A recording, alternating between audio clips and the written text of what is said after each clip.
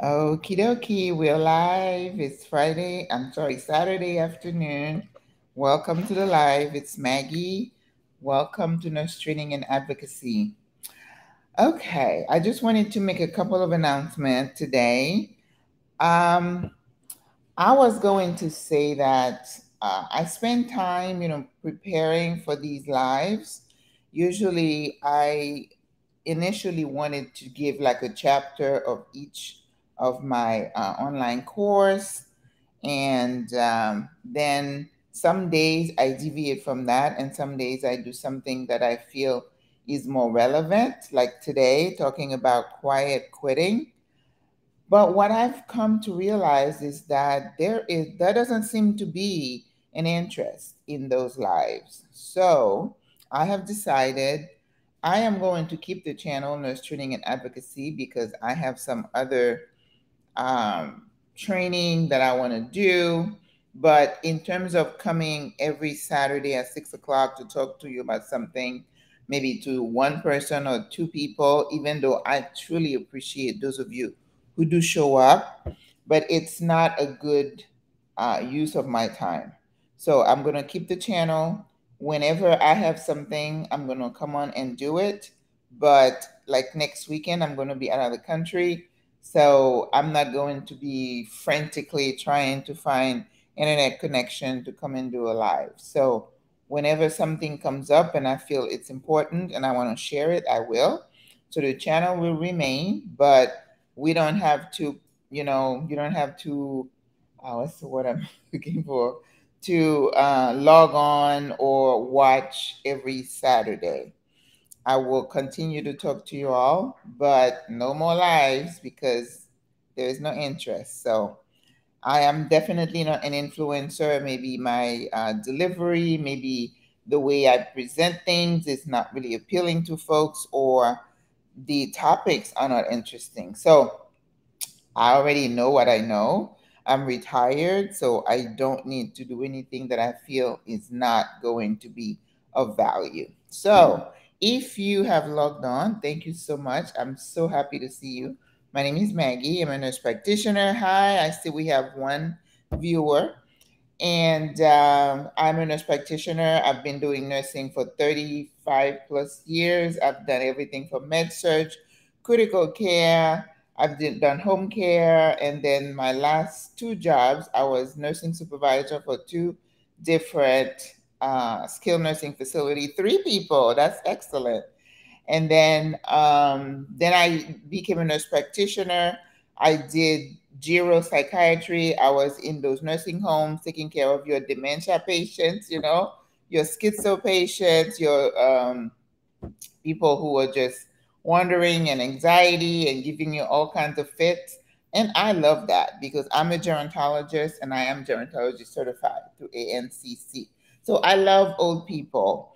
But I have something coming up in the spring that is going to stretch me in the sense that I wish I had done FNP because I'm going to be dealing with children and pregnant women, which is something I haven't done in my whole career. But you know what? I am one of those. I like to expand my mind. I like to learn new things. So this is what I'm going to be focusing my time on, doing some training. Maybe if I can find a place where I can go into an office, just like when I was doing nurse practitioner for like an internship or just kind of shadowing. So that's what I'm going to be doing. Okay. So again, I'm so glad that you guys are here. If you missed what I said initially, I said that on Saturday afternoon, I haven't seen an interest in the topics that I have advertised and I've spoken about. Initially, they were part of my online course for nurse supervisors. And then every so often, I would go off script and do something that I feel is important. So, like today, I want to talk about quiet quitting. And I did do a PowerPoint because, believe it or not, guys, it takes time to do a PowerPoint. You know that if you're in school. So, for me to spend my time to do it and then I have maybe one person log, it's not really a good use of my time. So, but if I do anything, it's going to be on the YouTube channel of the same name, Nurse Training and Advocacy. So, if you're ever looking for, I did one on culture. I love that one I did burnout, I did resolving conflict between nurse and CNA. So if there is anything on there that you're interested in, just go ahead and check the channel. Okay. I don't want to keep you guys too long today, but as I exit nursing, and I was doing some teaching at South University this past, I don't want to say semester, but I had a group of student nurses. I love those kids. They were engaged, and I was able to transfer some of my love of nursing and knowledge. My class was physical assessment. They had not done any of that. They haven't gone to clinical. So I am the first clinical person they've come in contact with. And hopefully, hey, I saw her heart. I hope I have impressed upon them. I've given them a good, hey, Sandy, I have given them a good impression because, I can only be me.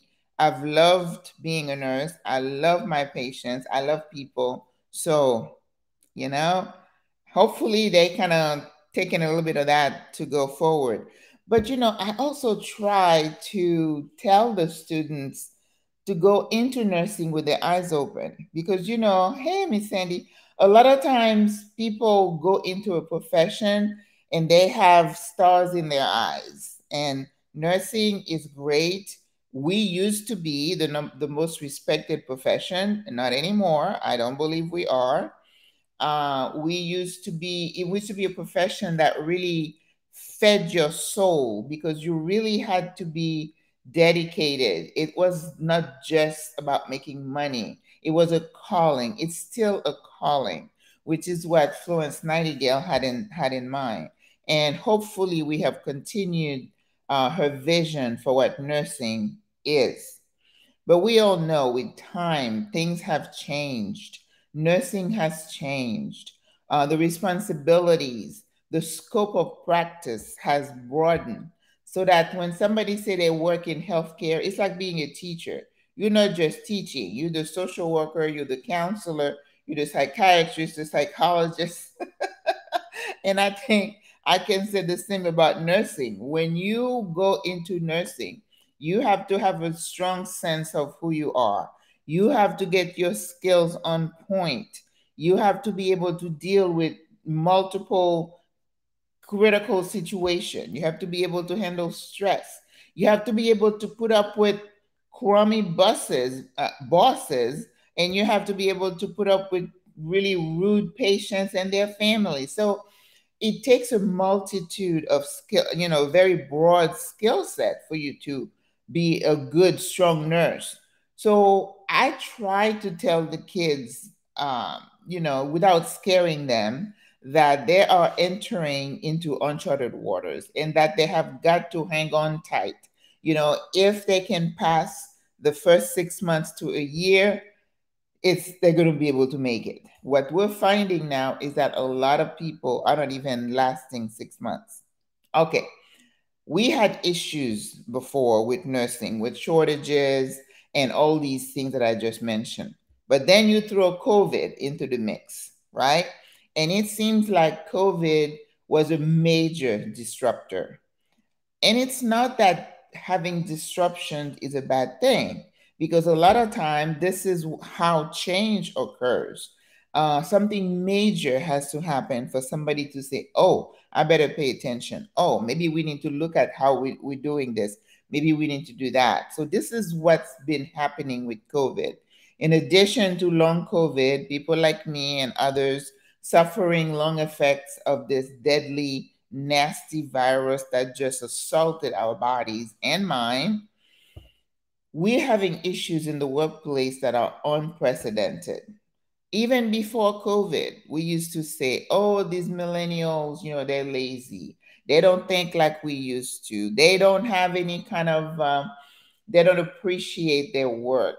They have no, they're not so attached to a job. You know how like 20, 30 years ago when somebody went to Ford, for example, to get a job, they worked there for 30, 35 years till they, retire, and then they get their pension and they're happy.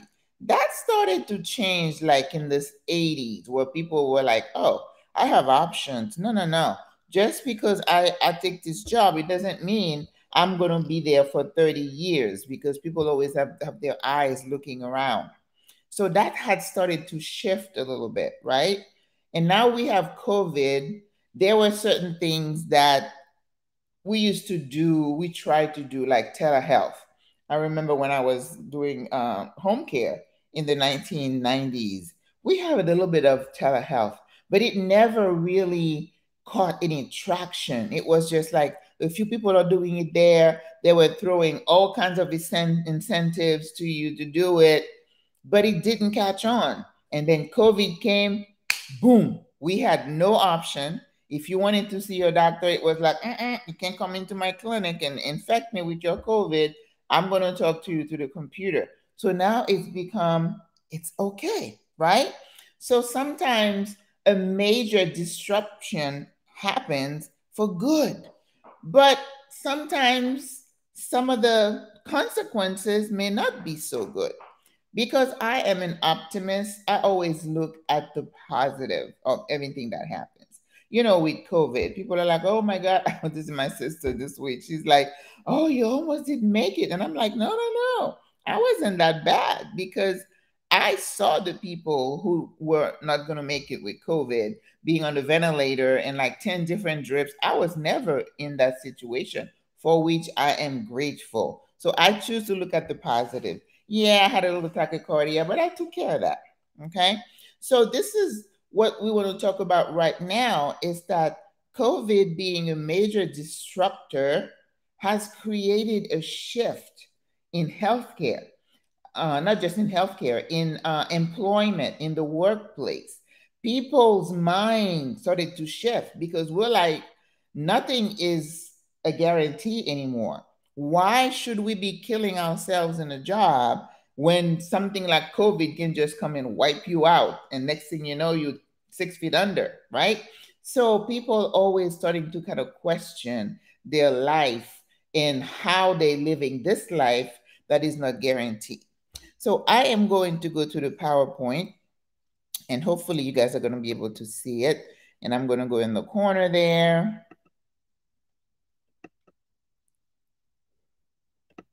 Okay, I was trying to increase the, oh, let me close this. No, I don't want to close that. Okay. There we go. Maggie, you've been doing this for a while. I'm acting like I don't know how to use this rest stream. Okay, this is the stream, of course, nurse training and advocacy. But what I want, there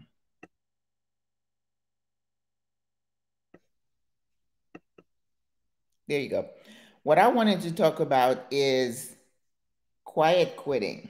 Okay, I did a presentation maybe a week or two ago about burnout. I think last weekend.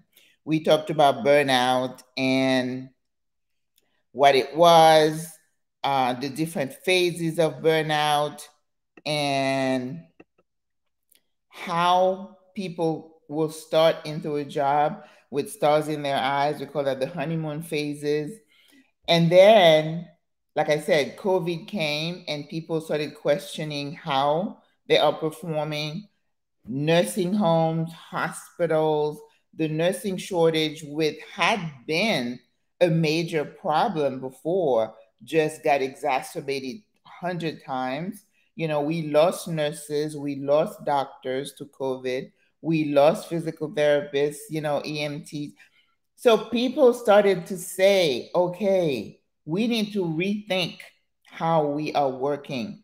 One of the major things that touched me, because I caught COVID at work, and I know that it was because of some uh, a lack of attention to uh, infection control that caused me to catch COVID. If you remember in the beginning of COVID, where people were saying, we don't have any gowns, we don't have any masks, they're making us reuse masks. They used to give me a little brown bag for me to have the employees put their mask in there.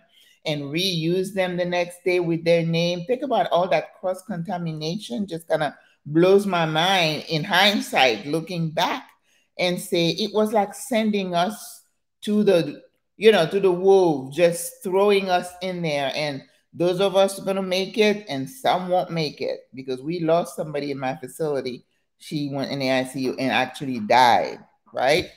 So we started to feel like our lives really didn't matter. We didn't have any value to these employers, even though we were what we call frontline workers, right? So they should have gone above and beyond to protect us. We know in some facilities, they did not protect those poor, defenseless, weak, sick, old people. There was this facility in some state where the managers took all the patients and put them somewhere like in a hall, next to each other. So there was no infection control. There was no isolation. So they lost a bunch of people. I mean, it's criminal, some of the stuff that happened. So now we, those of us who survived, or those who were working under those conditions, started saying, wait a minute, why are we killing ourselves for these employers? They don't care about us. So people starting resigning in droves. So some people quit during COVID because it was like mentally they could not stand it. People committed suicide. Mentally, they could not take the exhaustion. You've seen the pictures on TV where they show you these people with the marks under their eyes from the goggles, and just saying that we just buried 5 people in one shift. That kind of stuff takes a toll on the psyche of a nurse or a doctor. We decided we cannot work under these conditions. So some people quit. Now, people who were forced to work at home because there was offices were closed, restaurants closed, all these places closed, and the people are saying, well, we're not going to go back to those situations and expose ourselves, because COVID was still going around, is still going around, even though not as bad.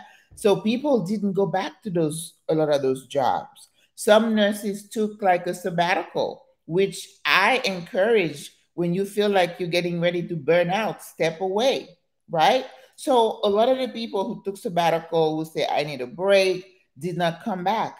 That's why right now they still have a lot of open positions of people who decided, you know what?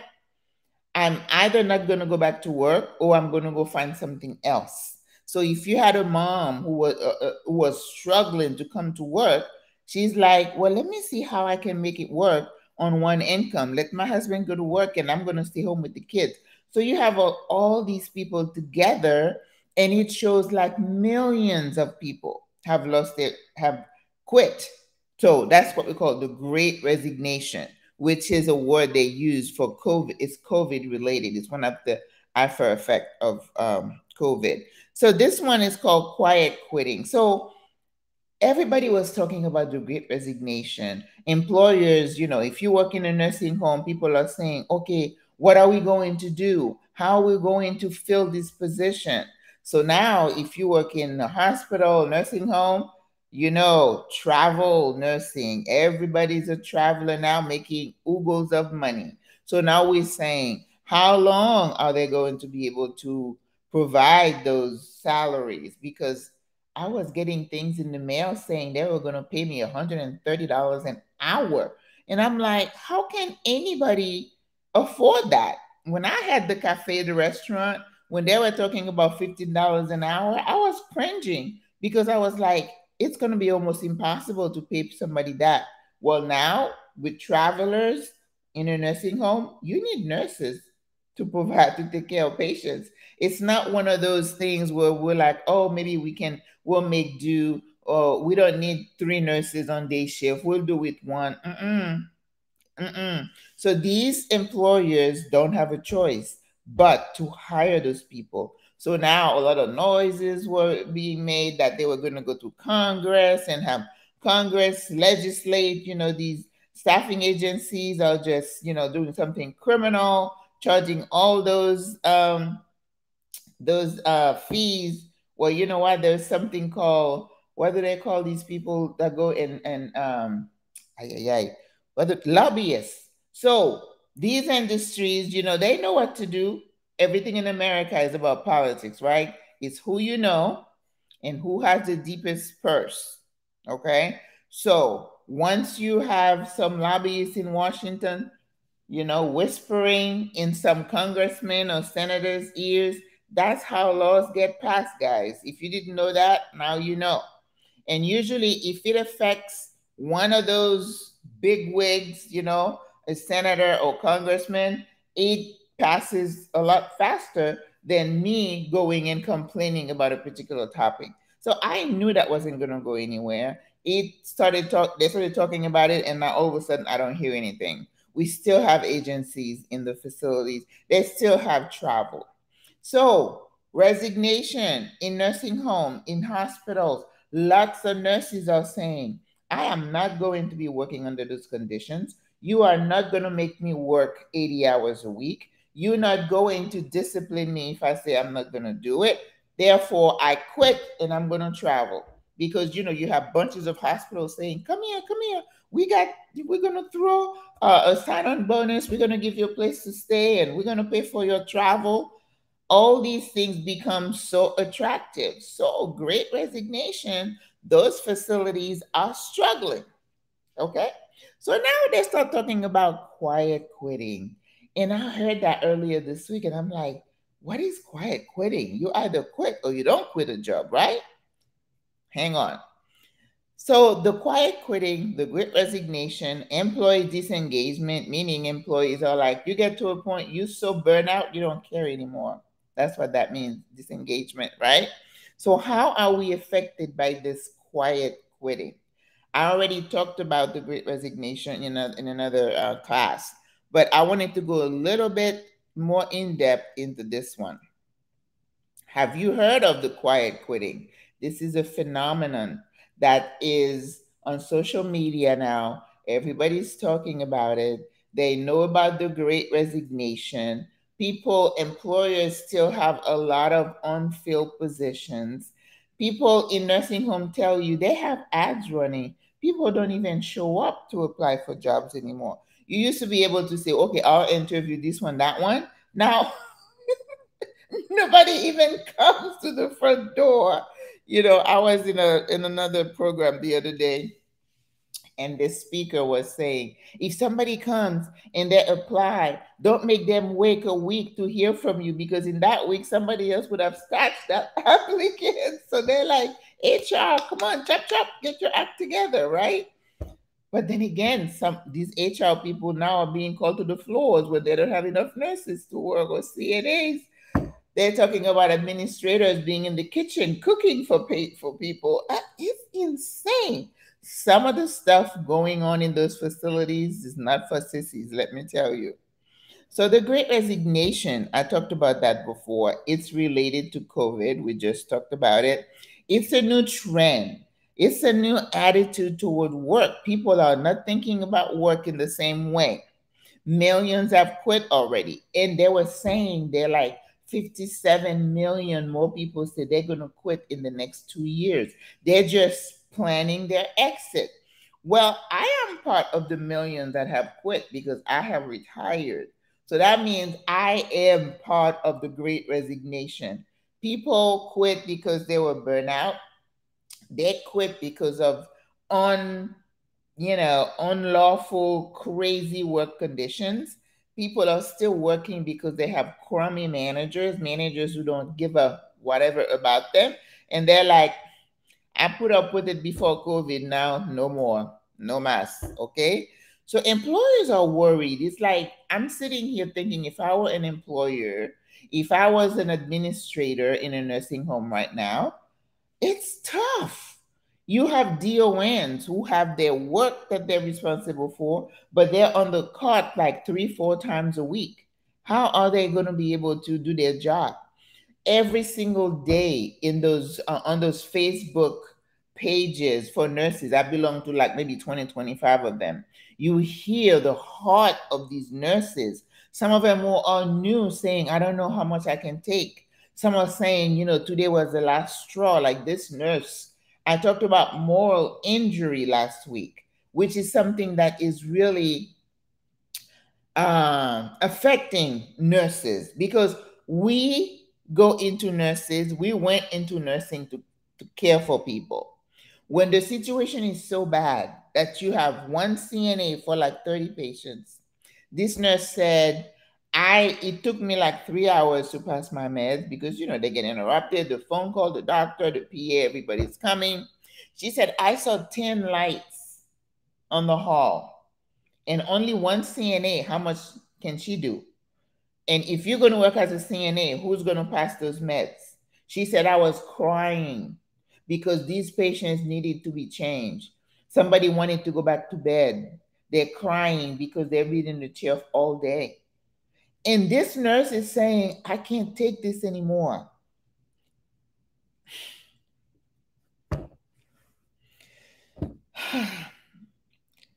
Because morally, we know it's wrong to allow people, your residents whom you love, to live under these conditions where they're neglected because you don't have the staff.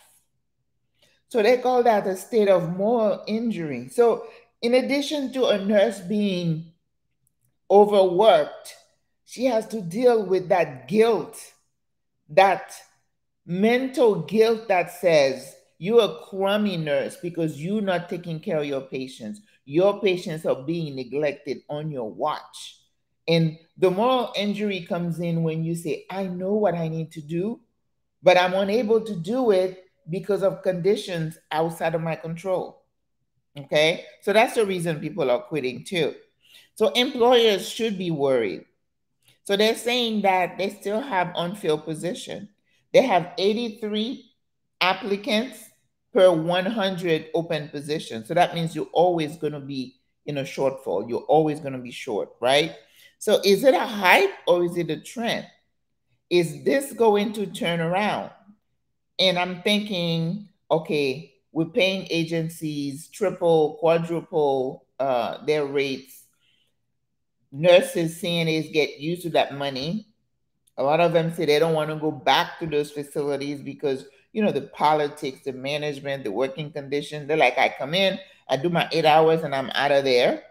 So there is that mental, you look at your job in a different way.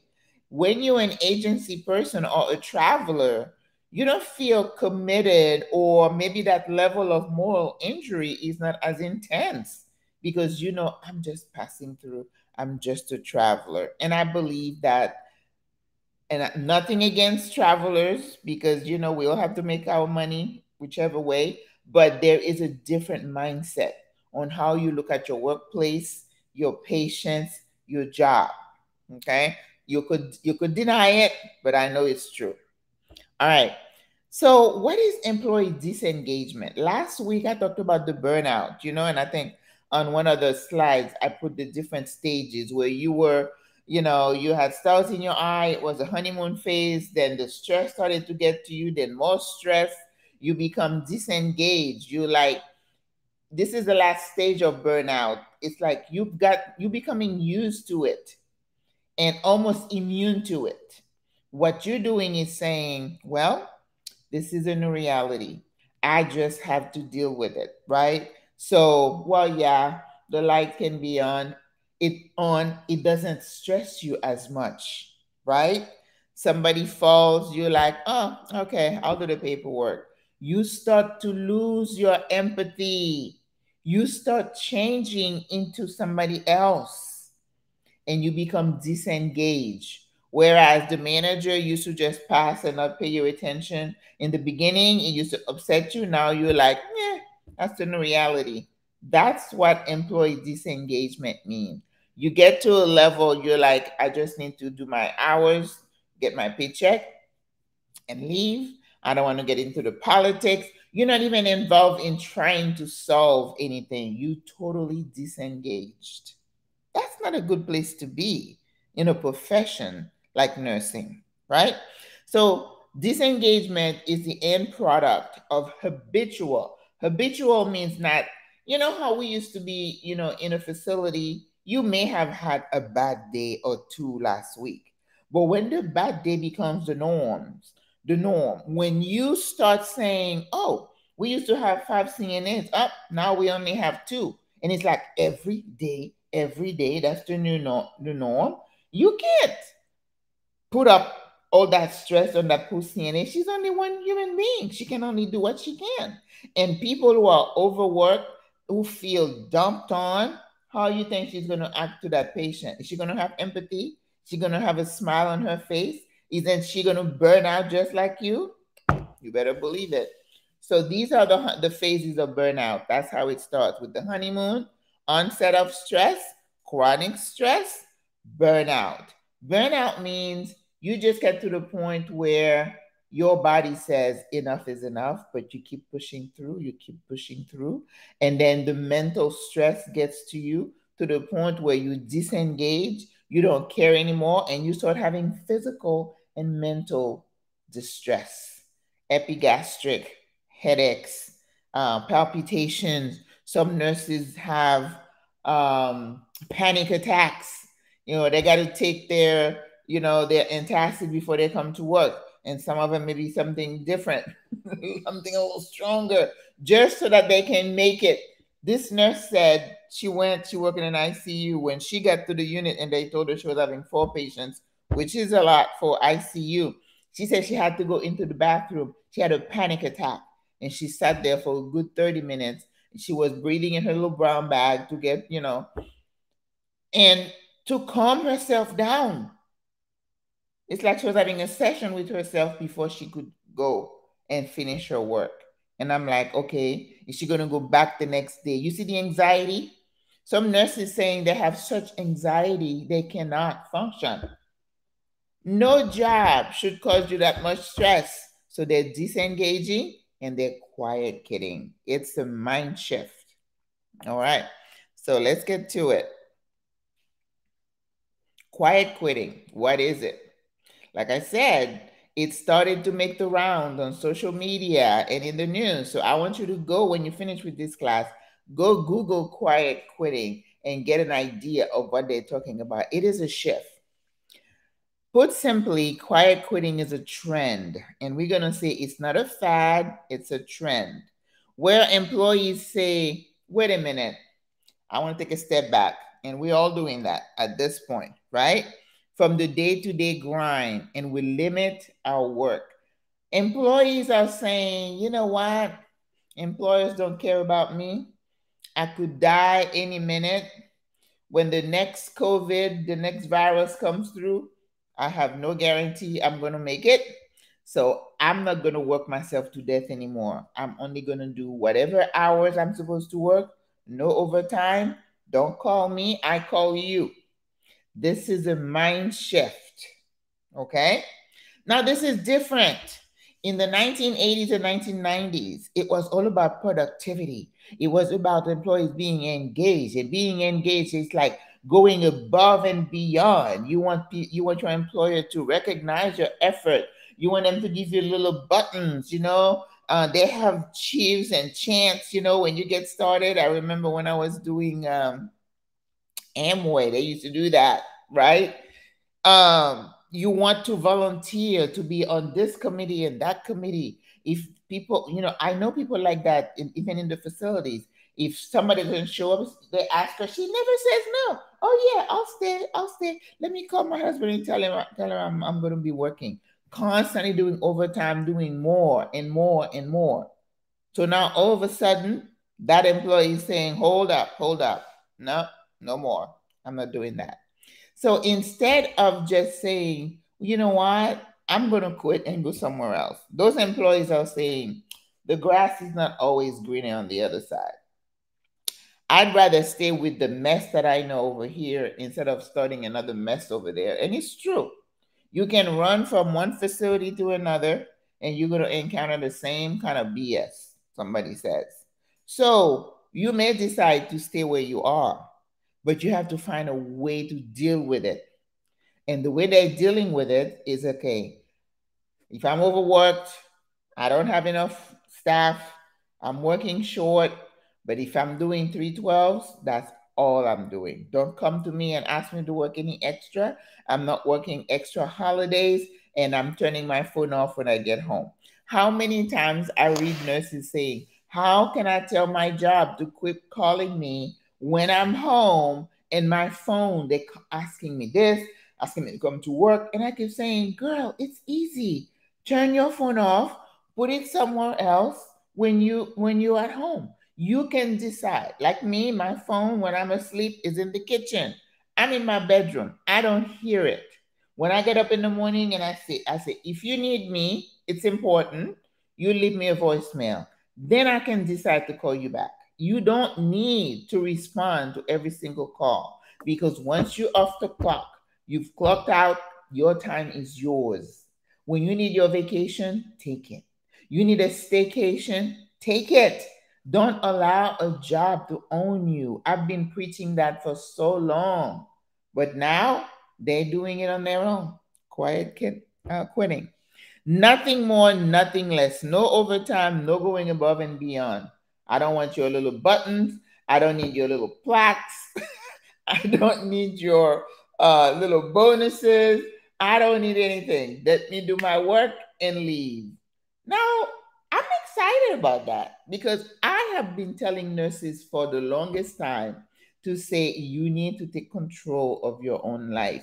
Your job is just part of your life, it should not be your life, right? But like I said, that is a paradigm shift.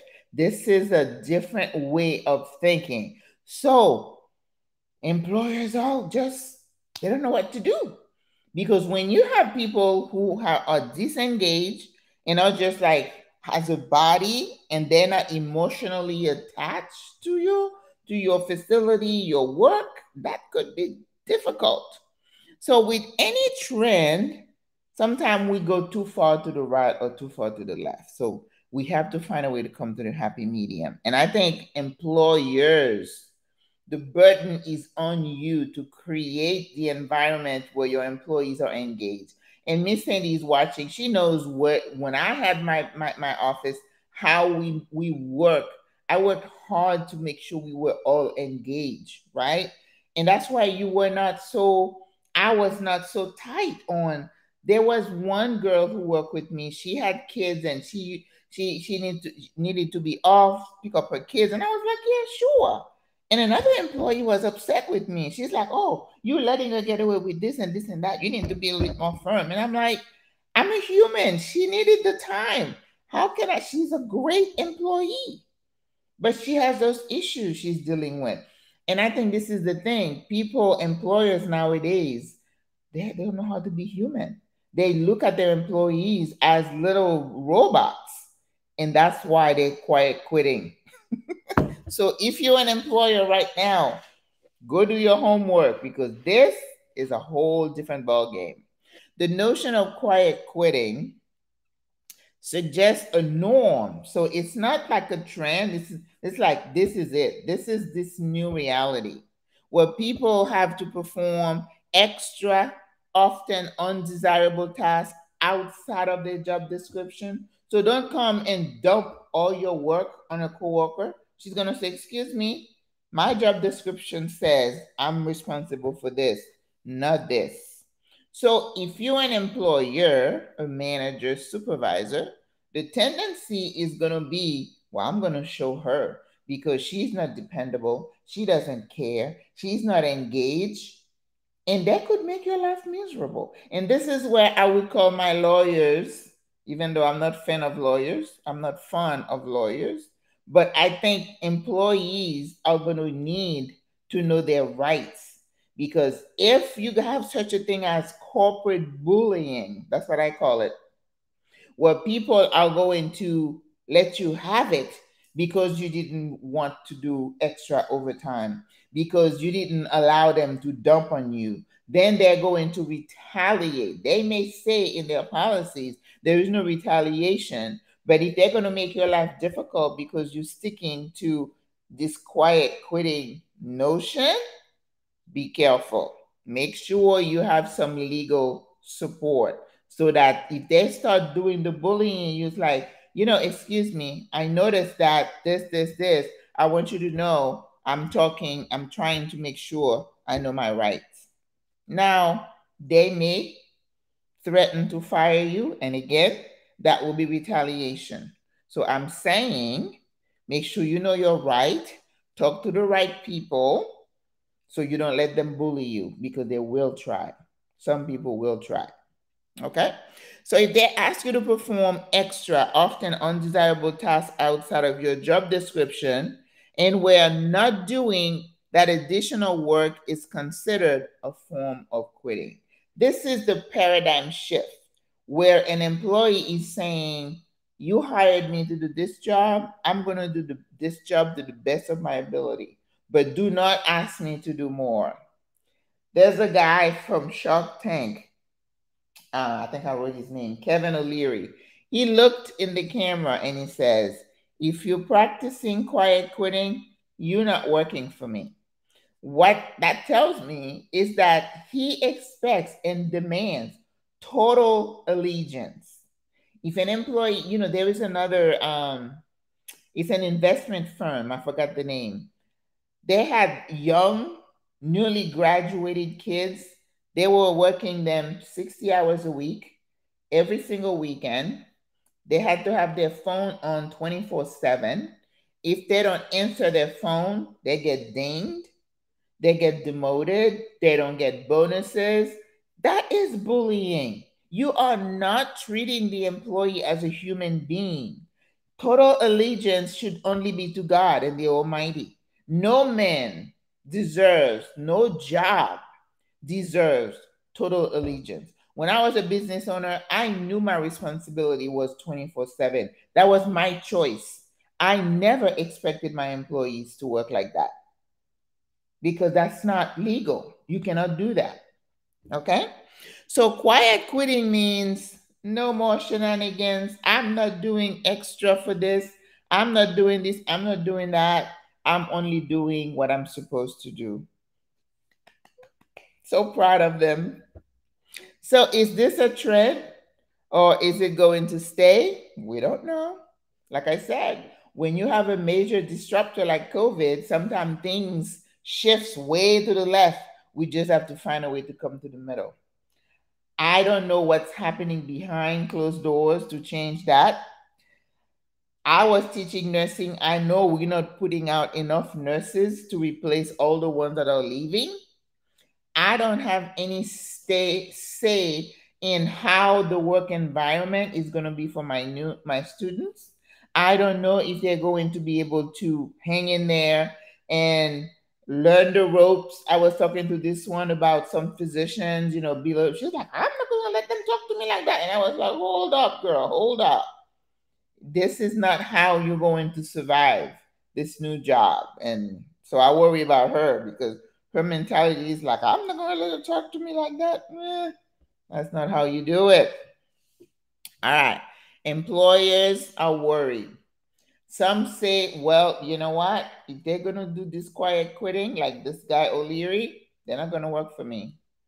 But when you're already short, do you have the luxury to let people go who say, I'm not working any overtime? I'm only doing my time. Got to think about that. Are you going to become a bully? Are you going to ding that person? Are you going to keep them from promotion, not utilize them, or not give them opportunities because they're quiet quitters? Got to think about that. Okay. Some employees are clueless, right? Because they still are allowing these employers to just abuse them. People saying, but if I don't do it, there's nobody who's going to come take care of my patients. They're not your patients. They don't belong to you. You don't have responsibility for this building. That's not your business. Those people living in their mansions and riding limos, having chauffeurs, those are the people who should be responsible. Now, somebody made the distinction between the owners of those facilities and the operators. And I kind of appreciated that distinction, because these equity firms who poured millions into those facilities are the owners. All they know is like the bottom line. I'm giving you 6 months and I need to see this return. The operators are your administrators, your regional people who need to kind of do all kind of shenanigans to make sure they meet the budget. And there's an article also, I was going to write something about that I read in the New Yorker where they're talking about how when those equity firms buy those nursing homes, the first thing they do is cut staffing. And we know that when you cut staff, people die. The research is out there. But when you're a businessman, do you equate a couple of people dying here, a couple of people there? Is that going to keep you from demanding that profit? I'm just saying, everything in America is about the green. This is capitalism at its best. I want my return. I invest my money. I want my money back no matter what. I personally feel all nursing homes should be nonprofit. I don't think we should be driven by profit. Taking care of older people should not be given to businessmen. But in America, we always believe that, oh, we're going to privatize this. Oh, people who hate the government said, oh, governments don't know how to manage things. Well, forget the government, just make them nonprofit, where people are not driven by profits alone. That's why I do not want to live to grow old in this place. Employees feel guilty about saying no, and the employers are very good about making you feel guilty. So a trend is defined as a general development or a change, which is a sea change. We see it happening. So it's kind of permanent. And a fad is kind of short-lived. Oh, they're going to do this for now, and then it's not going to last. Okay. So we don't know if this is going to be a trend or a fad. Only time will tell, right? COVID-related trend, remote work, people working at home, digital nomads, you can kind of take your work wherever. Telehealth, I mentioned that. The great resignation, we talked about this ad nauseum, quiet quitting, and employee disengagement. There is nothing positive really about all this. Well, quiet quitting is okay in my book, as long as we don't take it to the extreme, right? So, what are the benefits versus the risk of quiet quitting? I applaud employees who can stand up for themselves and say, you're not going to abuse me. My job is a job. It should not interfere with my life. It shouldn't be my life. I applaud that. Okay. But to be disengaged totally is not really a good thing because that's going to affect the care you provide your patients. That's going to affect your attitude at work with your coworkers, your patients, your families, your superiors. So you got to check yourself. So don't go too far to the left. Come to the middle and try to find a happy medium. Risk for employers is that you're going to lose more people. Employee disengagement is fatal for any business. If you have employees who don't care about their job at all, tell me how that's going to benefit you. It's not. So if you're an employer, you got to take the pulse of your organization, talk to people, see where they're at, see how they're feeling, and take charge, take steps. Because if you're just kind of sitting around waiting for the wave, you're going to be closing nursing homes like they're doing now in some places. Because if you can't find people to change patients, feed patients, and they're going to go in the hospital, the state's going to come down on you, you're going to get sued. Come on, guys. Come on. It's not that hard to figure out. So, implication, pay attention. Look at the culture. Make sure you don't have corporate bullying in your organization. Make sure people don't get retaliated against if they decide to say, no more, I'm not going to do, all those extras because we are human beings. And the effect of burnout can be deadly. People have lost their health. Marriages have fallen apart. They've lost their mental capacity to be sane because of the job. Not worth it. Okay? You have options. I always tell people you have options.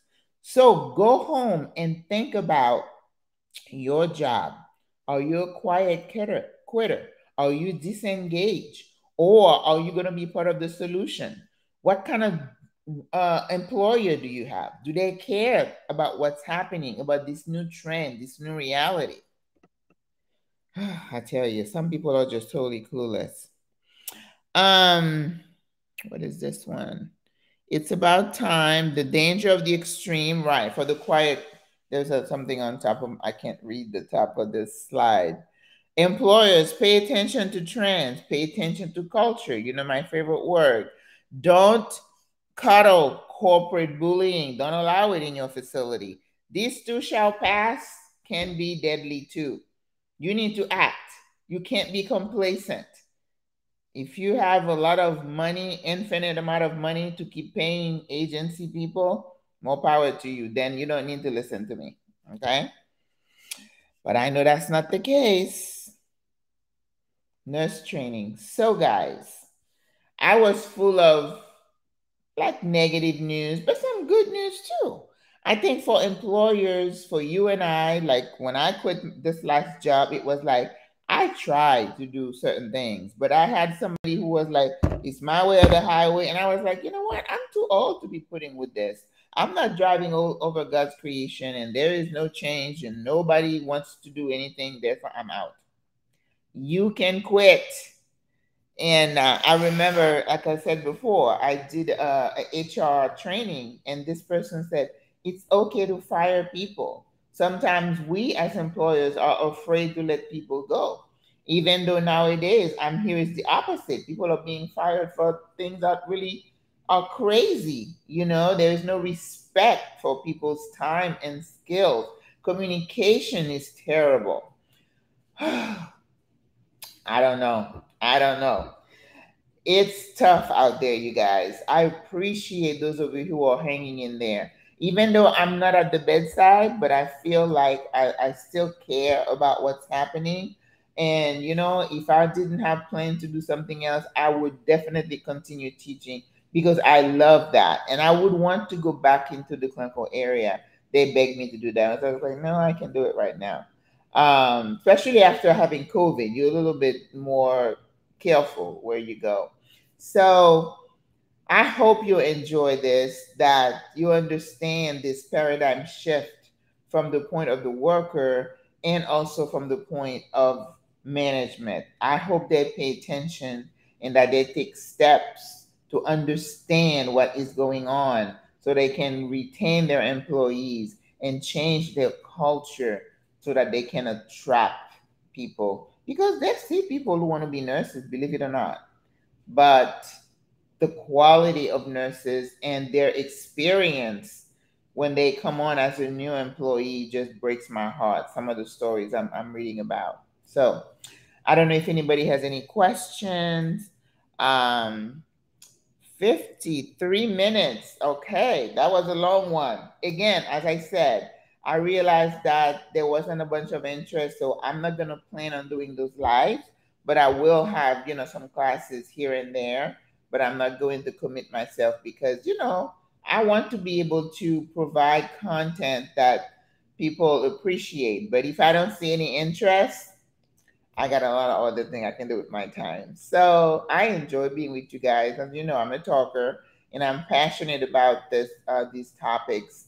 And because what's happening out there is really heart wrenching. It really is. Because you know what? It's your grandma, your grandpa, myself who are going to end up in those facilities. And some of these facilities, I wouldn't want to be there. I would not want to be there. So all right, guys. Thank you for watching and have a great weekend. God bless you. Mwah.